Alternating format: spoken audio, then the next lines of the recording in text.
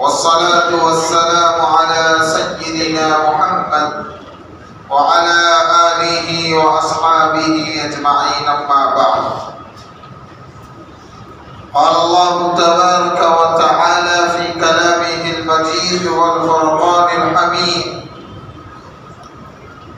أعوذ بالله من الشيطان الرجيم. بسم الله الرحمن الرحيم.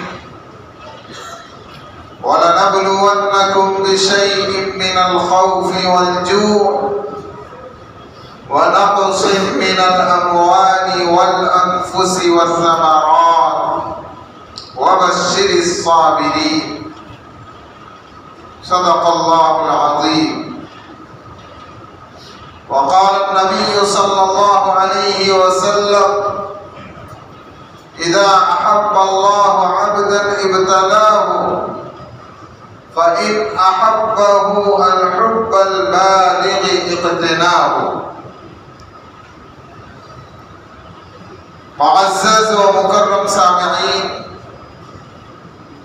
اللہ رب العزت نے اس دنیا کے اندر ہم سبوں کو یوں ہی بیکار اور بے کام بنا کر نہیں پیدا کیا، بلکہ اللہ تعالی نے اس دنیا میں ہم سبوں کو بھیجا اور زندگی کے مختلف مراحل میں مختلف طرح سے اپنے احکامات دیے تاکہ اپنے بندوں کو آزمائیں اور اس دنیا میں آنے والا ہر انسان یہ سمجھ لے کہ اسے اس کے رب کی طرف لوٹ کر جانا ہے۔ انسان ایک ذرے کے برابر نیک عمل کرے گا، اچھا کام کرے گا، بھلا کام کرے گا، نیکی کے راستوں کو اپنائے گا، نیکی کے راستے میں مدد کرنے والا بنے گا، نیکی کے راستے میں دوسروں کو لگانے والا بنے گا۔ ہر طرح کا نیک عمل چاہے وہ ایک ذرے کے برابر ہو، اگر اس میں اخلاص ہے، للہیت ہے، اللہ کی رضا اور خوشنودی حاصل کرنا مقصد ہے، تو اس نیک عمل کا بدلہ اللہ کے یہاں پائے گا۔ اور اگر انسان ایک ذرے کے برابر برا کام کرے گا، اللہ کی ناراضگی والے کاموں پر اپنی زندگی کو خرچ کرے گا اور نیک کاموں کے اندر رکاوٹ بنے گا، نیک کاموں کو روکنے والا بنے گا، اس کے اندر اپنی ذات سے نفع پہنچانے کی بجائے وہ نقصان پہنچائے گا، تو چاہے وہ ذرے کے برابر ہو، اس کے بدلے کو بھی وہ اللہ کے یہاں دیکھ لے گا۔ فَمَن يَعْمَلْ مِثْقَالَ ذَرَّةٍ خَيْرًا يَرَهُ وَمَن يَعْمَلْ مِثْقَالَ ذَرَّةٍ شَرًّا يَرَهُ۔ ان دو آیتوں میں اللہ تعالیٰ نے اسی بات کو سمجھایا ہے۔ تو یہ دنیا کی مختصر سی زندگانی ہے، اس مختصر سی زندگی میں اللہ رب العزت نے انسان کے ساتھ مختلف مراحل رکھے۔ کبھی خوشی کا موقع ہے، کبھی غم کا موقع ہے، کبھی دین کے کام کو کرنے کا موقع ہے، نیک اعمال کو کرنے کا موقع ہے، اللہ کی عبادت، اللہ کی اطاعت، اللہ کی فرما برداری، اللہ کی خوشنودی اور رضا کو حاصل کرنے کا موقع ہے۔ تو کبھی انسان کے سامنے برے اعمال کے راستے ہیں، اللہ کی ناراضگی والے کاموں کے مراحل ہیں۔ ان تمام مراحل میں چاہے انسان جوان ہو یا بوڑھا، جب سے وہ شریعت کا مکلف ہو گیا اور اس عمر کو پہنچ گیا کہ اب اس کے نامہ اعمال لکھے جائیں گے، تو اب انسان کو اپنی زندگی کا ہر قدم پھونک پھونک کر رکھنا ہے، اس لیے کہ ہر اچھے برے عمل کا بدلہ آخرت میں ملے گا۔ اور دنیا کی زندگانی کو اللہ رب العزت نے انسان کے لیے کھیتی بنایا۔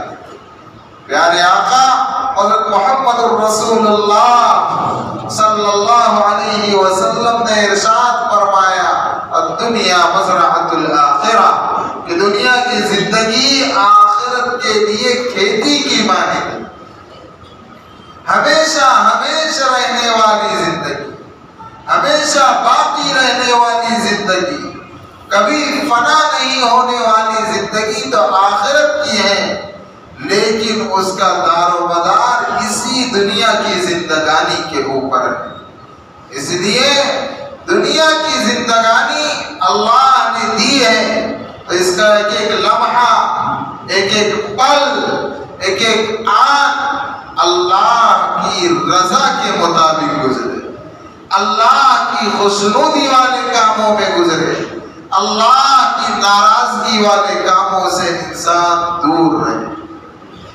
ہر انسان کے اوپر اس دنیا میں الٹ پھیر آتی ہے، اور جو بندہ اللہ رب العزت کے جتنا قریب ہوتا چلا جاتا ہے، جس بندے سے اللہ تعالیٰ جتنی زیادہ محبت کرنے لگ جاتے ہیں، اس کے ساتھ الٹ پھیر بھی زیادہ ہوتی ہے اور حالات بھی زیادہ ہوتے ہیں۔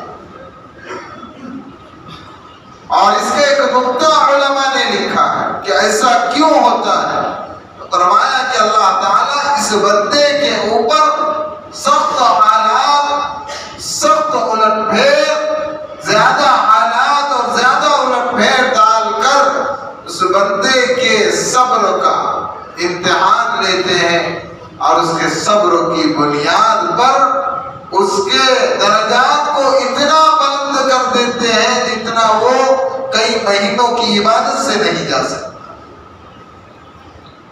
تو دنیا کی زندگی میں خوشی کے موقع پر بھی اللہ کو نہیں بھولنا ہے، غم کے موقع پر بھی اللہ کو نہیں بھولنا ہے، اور نیکی کے راستے کو اپنانے میں بھی اللہ کو نہیں بھولنا ہے، اور برائی کے راستے پر جانے سے پہلے بھی اللہ کو نہیں بھولنا۔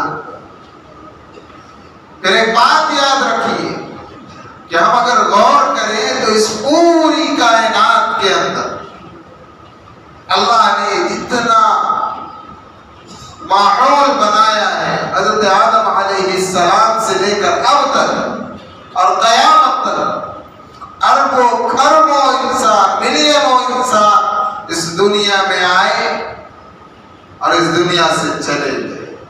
ہر آنے والا اس دنیا سے جانے والا ہے، کوئی باقی نہیں رہے۔ جس طرح آج اس دنیا کی زندگی کے اوپر، اس دھرتی کے اوپر ہم بس رہے ہیں، ہمارا نام ہے، ہمارا دبدبہ ہے، اور اس دنیا کی فانی زندگی میں ہمارے پاس مختلف قسموں کی پراپرٹی ہے، بہت ساری چیزوں کے ہم مالک ہیں، لیکن دنیا سے آنکھ بند ہوتے ہی یہ سب چھوڑ جائے۔ حضرت آدم علیہ السلام سے لے کر یہ سلسلہ چل رہا، اللہ نے زمین کو بنایا، زمین کو پھیلایا، زمین اپنی جگہ پر باقی ہے، اس کے مالک بدلتے رہتے۔ تو اس سے پتہ چلا کہ کوئی باقی رہنے والا نہیں ہے۔ کیا بھروسہ ہے عمر فانی کا، زندگی بلبلا ہے پانی، کوئی باقی رہنے والا نہیں۔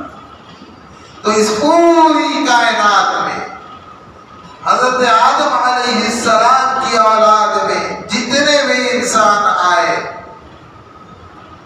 سبوں میں سب سے افضل، سب سے اشرف، سب سے مکرم، سب سے زیادہ لاڈلے، سب سے زیادہ محبوب اور اللہ کے سب سے چہیتے ہم سبوں کے آقا تاجدار مدینہ حضرت محمد مصطفیٰ احمد مجتبی سرکار دو عالم صلی اللہ علیہ وسلم کی ذات گرامی۔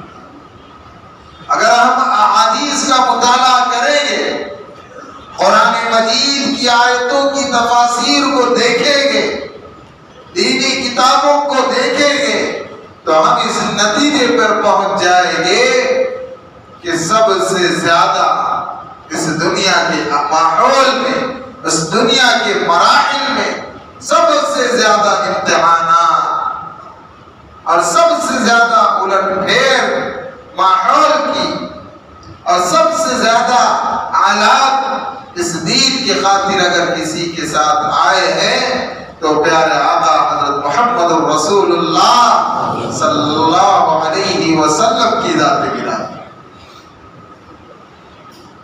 اللہ کا ایک اصول ہے کہ اللہ تعالیٰ اس دنیا میں حالات بھیجتے ہیں بندے کو آزمانے کے لیے، اور جب بندہ ان آزمائشوں پر کھڑا اترتا ہے تو اللہ اس کے درجات بلند کرتے ہیں، جو اسے موت کے بعد سمجھ میں آئے کہ اگر انسان برسہ برس عبادت کرتا تو ان مقامات کو حاصل نہیں کر سکتا تھا جو حالات بھیج کر اللہ اس کے صبر کی بنیاد پر اسے بڑھا دیتے۔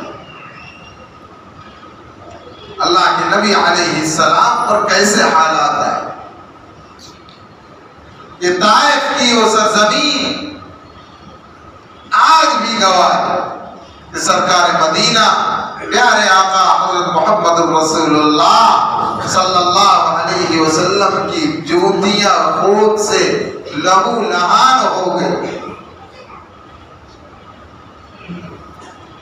اور پہاڑوں کا فرشتہ آیا ہے، اے اللہ کے نبی علیہ السلام اگر آپ کہو تو ان پہاڑوں کو ملا کر آپس میں ان کو ختم کر دیا جائے۔ اللہ کے نبی علیہ السلام دعا مانگ رہے، یا اللہ اگر تو مجھ سے راضی ہے تو مجھے کسی کی کوئی پرواہ نہیں۔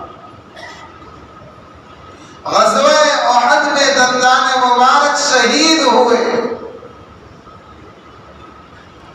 جبریل امین کو اللہ کا حکم ہوا کہ میرے محبوب صلی اللہ علیہ وسلم کے خون کو زمین پر گرنے سے پہلے اپنے بازوؤں پر تھام لو، ورنہ میرے عزت و جلال کی قسم میری ذات کو جلال آ جائے۔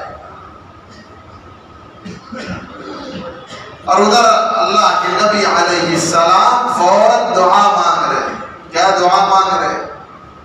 آپ غور کیجیے، اللہ کے نبی علیہ السلام دعا کر رہے، اے اللہ میری امت کے اوپر رحم فرما کہ یہ نادان ہے، میرے کام کے رتبے کو اور میرے مقام کو نہیں جانتے کہ میں کس کام کو لے کر آیا۔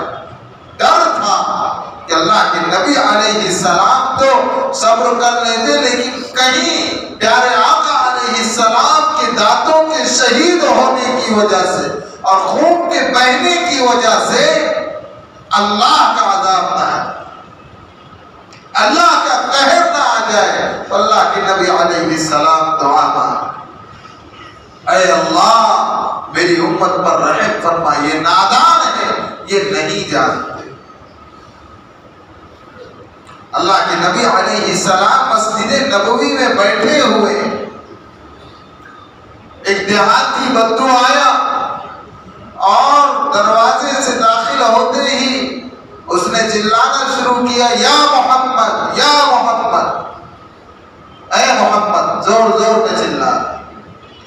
اب دیہاتی ہوتے ہیں اور جن لوگوں کو اللہ نے عرب میں جانے کی توفیق دی ہے تو وہ عربی دیہاتیوں کو بھی اچھی طرح جانتے ہیں۔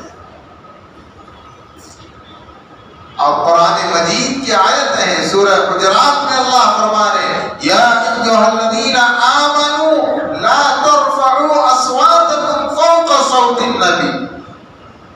حکم دیا گیا کہ اپنی آواز کی آواز پر بلند نہ کرو.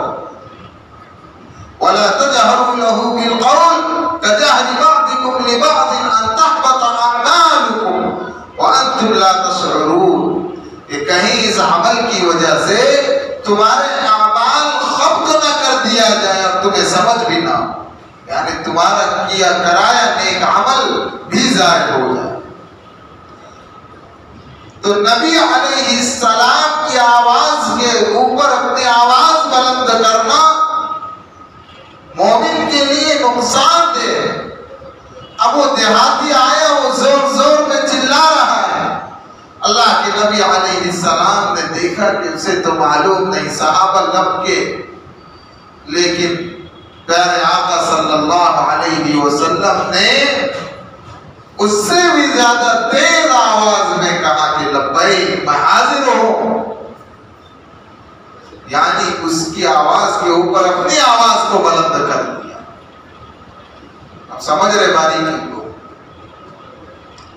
تو یہ اخلاق و کردار تھے آقا صلی اللہ علیہ وسلم.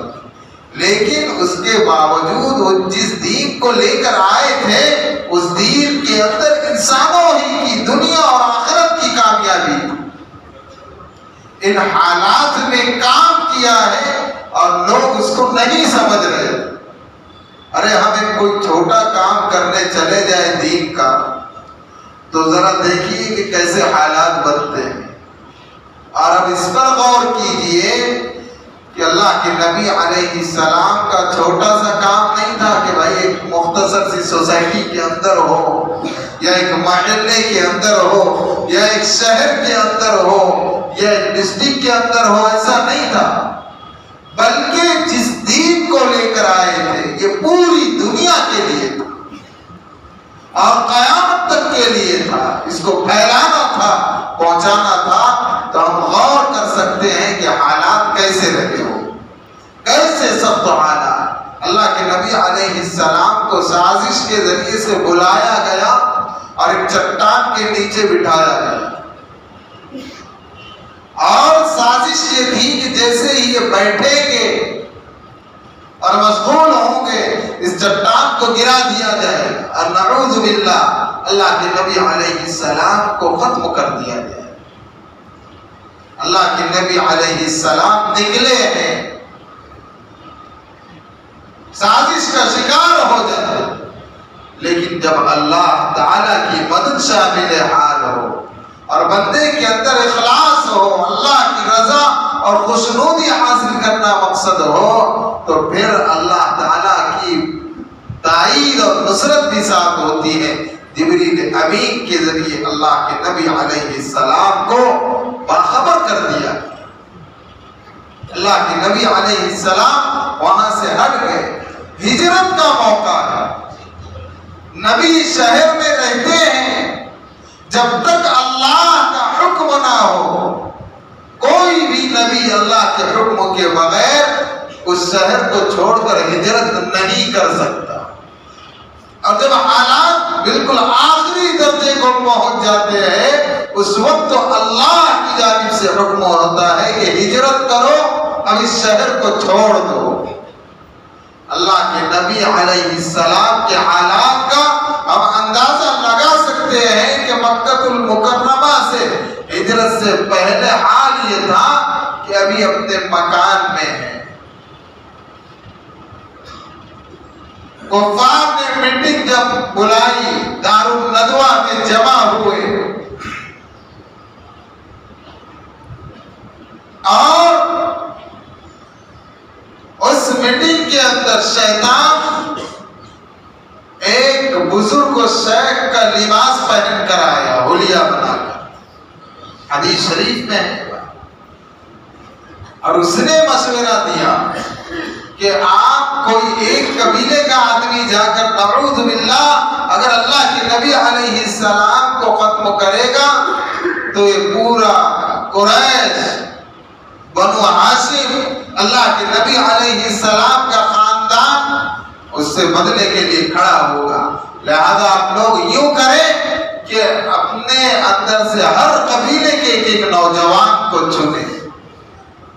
یہ ان کا طے ہوا اور اللہ کے نبی علیہ السلام کے دروازے پر یہ پہنچ گئے۔ آپ غور کیجیے، ہتھیاروں کے ساتھ پہنچے، حالات کیسے سخت رہے ہو۔ اور اللہ کے نبی علیہ السلام نے کہا علی تم میرے بستر پر لیٹ جاؤ، اپنی سبز چادر انہیں اڑائی اور کہا کہ جب میں یہاں سے نکل جاؤں گا تو تم صبح میں اٹھ کر کے آنا اور مجھ سے ملاقات کر لینا فلا فلا جگہ پر۔ حضرت علی رضی اللہ عنہ سے کسی نے پوچھا اے علی تمہیں گھبراہٹ نہیں ہوئی کہ اللہ کے نبی کی جگہ پر تم لیٹے اور دشمن تلوار کے ساتھ کھڑے ہیں؟ فرمایا میرے آقا و مولا جناب سرکار مدینہ محمد الرسول اللہ صلی اللہ علیہ وسلم کے منہ سے جب یہ جملہ نکل گیا کہ صبح ہوگی تو میرے پاس آ کر مجھ سے مل لینا، میں اسی وقت تک سمجھ گیا کہ صبح تک میرا کوئی بال بھیگا نہیں کر سکتا، اور جب تک کہ میں میرے آقا علیہ السلام سے جا کر مل نہ لوں میرا کوئی بال بھیگا نہیں کر سکتا۔ یہ ایمان تھا، یقین تھا۔ اور اللہ کے نبی علیہ السلام سورہ یاسین کی ابتدائی آیات کو پڑھ کر آگے بڑھ گئے۔ تو جو آیت ابتدا میں تلاوت کی گئی، اللہ فرما رہے وَلَنَبْلُوَنَّكُمْ بِشَيْءٍ مِّنَ الْخَوْفِ، ہم اس دنیا کی زندگی میں تمہیں ڈر سے آزمائیں گے، وَالْجُوعِ بھوک سے آزمائیں گے، وَنَقْصٍ مِّنَ الْأَمْوَالِ اور مال میں نقصان کے ذریعے آزمائیں گے، وَالْأَنفُسِ وَالثَّمَرَاتِ اور تمہاری جانوں میں نقصان کے ذریعے آزمائیں گے۔ یہ جان کو بھی خطرہ ہوگا۔ دین کوئی اتنا حلوہ نہیں ہے، اتنا ہلکا نہیں ہے، وہ تو صحابہ کرام کی قربانیوں سے ہم تک ایسا آ گیا تو ہمیں قدر و قیمت نہیں، ورنہ صحابہ نے لگایا ہے۔ اور آج بھی دین کا کام کر کے دیکھ لیجئے کہ جب اٹھو گے تو حالات بھی آئیں، جس درجے کا جتنا اونچا کام لے کر اٹھو گے اتنے حالات سے گزرنا ہو۔ والانفس جان کا بھی امتحان، والثمرات اور پھلوں کا بھی امتحان، یعنی عرب کی جو اصل روزی تھی جانور تھے، مویشی تھے اور کھجور کے باغات تھے، تو اس میں بھی نقصان کے ذریعے اللہ آزمائیں گے۔ اور اللہ فرما رہے وَبَشِّرِ الصَّابِرِينَ، صبر کرنے والوں کے لیے خوشخبری۔ جب کوئی بندہ نیک اعمال کو، نیک کام کو لے کر اٹھتا ہے تو اللہ کو اس سے پیار آتا ہے، اور اس پیار کی بنیاد پر اللہ امتحانات بڑھا کر اس کی آخرت کے درجات بلند کرتے ہیں۔ اس لیے یا تو انسان نیک کام کرنے والا بنے، اور یہ نہیں کر سکتا تو کم سے کم نیک کام کے اندر مدد کرنے والا بن کر وہ بھی درجات کو حاصل کرنے والا بن۔ خاموش بیٹھ جائیں کہ بھائی چھوڑو کیا کرنا ہے، تو یہ جو دنیا کی زندگی ہے تسبیح پڑھ کر بھی گزر جائیں گی، عبادتوں میں بھی گزر جائیں گی، لیکن یہ لمحات اگر انسان یہ کوشش کرے کہ میں آخرت کے اعتبار سے بلند درجات حاصل کروں اور زیادہ نیک کاموں میں لگے، دین کے کاموں میں اپنے آپ کو لگا کر دین کو بڑھانے کی فکر کرے، اور امتحانات پر اگر وہ صبر کرے تو آخرت کے اعتبار سے اور زیادہ وہ مالدار کرتا ہے۔ اذا احب اللہ عبدا ابتلاه، جب اللہ تعالیٰ اپنے کسی بندے سے محبت کرتا ہے تو اسے ابتلا کرتے ہیں، یعنی مبتلا کر دیتے ہیں، آزمائش میں، حالات میں وہ بندہ گھر جاتا ہے۔ اور یہ کس کی علامت ہے؟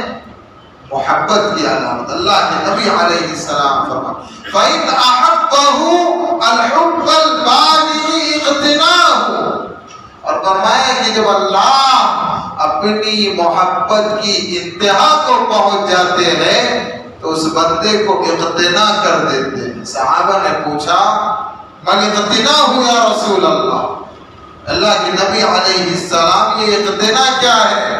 تو فرمایا کہ اللہ اس کے سب سے قریبی چیز، اس کا مال اور اس کی اولاد سب چھین تنے تنہا بھی میدان پہ کھڑا رہ جاتا ہے. یعنی اتنا سخت امتحان اللہ لیتے ہیں.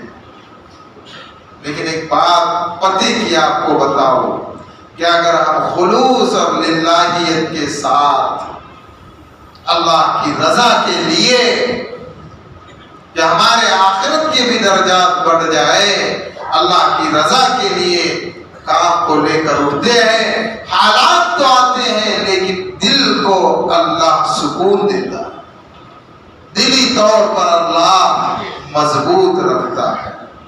تو ابتدا میں جو آیات تلاوت کی گئی ان کا یہ خلاصہ.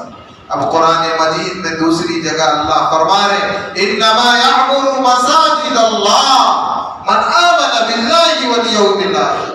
اللہ کے گھروں کو وہی لوگ آباد کرتے ہیں جو اللہ پر اور آخرت کے دن پر یقین لائے، ایمان. یعنی جن کا یقین کامل ہوتا ہے وہ اللہ کے گھروں کو بھی آباد کرنے والے ہوتے ہیں. نمازوں کے ذریعے سے، عبادات کے ذریعے سے، اعمال صالحہ کے ذریعے سے، 5 وقت مسجد میں آ کر ذکر و اذکار کے ذریعے سے، اللہ کی یاد کے ذریعے سے، اور اس کے ساتھ ساتھ پھر اللہ کے گھروں کو آباد کرنا. جہاں عبادت سے ہو وہاں اپنا مال بھی لگانا، جتنا ہو سکے اللہ کے گھر میں اپنا مال بھی خرچ کرے. تو پوری آج کی بات کا خلاصہ یہ ہے کہ انسان کو دین کا کام کرنا ہے اس دنیا کی زندگی میں. صرف محدود نہ رہے نماز، تلاوت اور ذکر و اذکار پر، بلکہ دینی مشن میں شامل ہو، دین کو دوسروں تک پھیلانے والے بنے. اور جب بنے تو پھر حالات آئیں گے اس پر صبر کرے، آخرت کی کمائی کا ذریعہ. رکاوٹ کا اگر ذریعہ بنیں گے تو یہ سمجھ لو کہ پکڑ بھی اتنی سخت ہوگی. دنیا کی عدالت ہے دنیا کی، لیکن یہ سمجھ لو یہ اصل و عدالت نہیں ہے. اصل و عدالت تو اللہ کے یہاں ہے جو قائم ہونے والی ہے. روز محشر ترازو لگیں گے. وَنَضَعُ الْمَوَازِينَ الْقِسْطَ لِيَوْمِ الْقِيَامَةِ فَلَا تُظْلَمُ نَفْسٌ شَيْئًا. میزان قائم ہوگی قیامت کے دن اور کسی پر ظلم نہیں کیا جائے گا. ان اللہ لا یظلم مثقال ذرہ. اللہ تعالیٰ کسی پر ایک ذرے کے برابر بھی ظلم نہیں کرتے. تو اصل عدالت تو اوپر قائم ہوگی. دنیا کی عدالت میں حق کو دبانے کی کوشش کی جائے گی، کسی پر ظلم اور زیادتی کی جائے گی، لیکن ظلم اور زیادتی کرنے والے ظالم کو یہ سمجھ لینا چاہیے کہ ایک دن سب سے بڑی عدالت قائم ہونے والی ہے جہاں پر حاکم اللہ ہوگا، جہاں کا فیصل اللہ ہوگا. وہ اللہ ایک بے سینگ والی بکری کو اگر کسی سینگ والی بکری نے مارا ہے انہیں بھی زندہ کر کے بے سینگ والی مظلوم کا بدلہ دلوائے. اور اللہ کے یہاں رشوت نہیں چلتی، اللہ کے وہاں پر سٹنگ نہیں چلتی، اللہ کے یہاں پر تو انصاف چلتا ہے. اللہ انصاف کرے. اس لیے ہم کسی دین کے کام میں رکاوٹ کھڑی کرنے والے بھی نہ بنے. اگر ہم نے دین کے کام میں رکاوٹ پیدا کی اور خدا نخواستہ وہ رک گیا، موقوف ہو گیا، بند ہو گیا، تو کام کون سا ہے بھائی؟ للے حاجی کا کام نہیں ہے، پپو بھائی کا کام نہیں ہے، دگڑو بھائی اور پترو بھائی کا کام نہیں ہے، دین کا کام ہے. اگر وہ ہمارے ذریعے سے نقصان اٹھا رہا ہے تو اس کی پکڑ بھی اتنی سخت ہوگی. اس لیے میرے بھائی یا تو خود عمل کرو اور ہو سکتا ہے دوسروں کو دعوت دو، دین کی طرف بلاؤ، اور نہیں کر سکتے تو رکاوٹ بھی نہ کرو. اللہ کے در پر حاضر ہونا ہے، اللہ کے یہاں جواب دہ ہونا ہے. اللہ کے دربار میں ہر ایک کو پہنچنا ہے۔ اور اللہ کے نبی علیہ السلام نے تو کہہ دیا اتقی دعوت المظلوم، مظلوم کی بد دعا سے ڈرو، بچو، فَإِنَّهُ لَيْسَ بَيْنَهَا وَبَيْنَ اللَّهِ حِجَابٌ، اس لیے کہ اس کے اور اللہ کے درمیان میں کوئی پردہ نہیں ہوتا۔ یہ نہیں کہا مظلوم مسلمان ہی ہو، چاہے مظلوم کافر ہو، یہودی ہو، نصرانی ہو، کوئی بھی ہو، غریب ہو، مسکین ہو، اگر وہ مظلوم ہے اس کی ہائے نکل گئی تو اللہ کہہ رہے ہم نے درمیان میں فرشتے نہیں رکھے، ایک دروازہ ہی ایسا بنایا ہے کہ وہ سیدھا ہمارے پاس آتا۔ اللہ تعالی ہم سبوں کو اس دنیا کے اندر دین کی صحیح سمجھ عطا فرمائے اور دین کو پھیلانے والا ہم کو بنائے، دین کو آگے بڑھانے والا بنائے، دین کے کاموں کو ہم سے لے۔ اور یہ جو مختصر سی زندگی ہمیں ملی ہے، اللہ دین کے کام میں ہمیں معاون اور مددگار بنا کر اپنے دین کا کام ہم سے لے لے، ورنہ احساسیں اکھڑ جائیں گی۔ دنیا کی زندگی آخرت کے لیے کھیتی ہے، یہاں جو بوئیں گے وہی کاٹیں گے۔ اللہ ہمیں عمل کی توفیق عطا فرمائے۔ آخری بات یہ عرض کرنی ہے کہ ہمارا وطن ہے مالیگاؤں، جہاں کی مسجد ہے ہمارے محلے سے قریب کی وہ مسجد ہے بیل باغ مسجد مالیگاؤں، جس کی تعمیر کا کام چل رہا ہے۔ اب وہاں سے احباب آئے ہیں تو انہوں نے دیکھے کہ بھائی امام ہی اپنا ہے مسجد میں، تو تھوڑا مفتی صاحب بولو، تو میرا وطن ہے تو میرا بھی حق ہے تھوڑا بول دوں۔ تو بس میں زیادہ نہ بولتے ہوئے اشارتاً کہتا ہوں، آپ سب عقل مند ہیں کہ ہمارے وطن کی مسجد ہے جس کی تعمیر کا کام چل رہا ہے، وہاں سے احباب آئے ہیں۔ آپ سبھی حضرات سے درخواست ہے کہ کچھ نہ کچھ اس میں ڈالتے جائیں۔ اللہ عمل کی توفیق عطا فرمائے۔ وآخر دعوانا ان الحمد للہ رب العالمین۔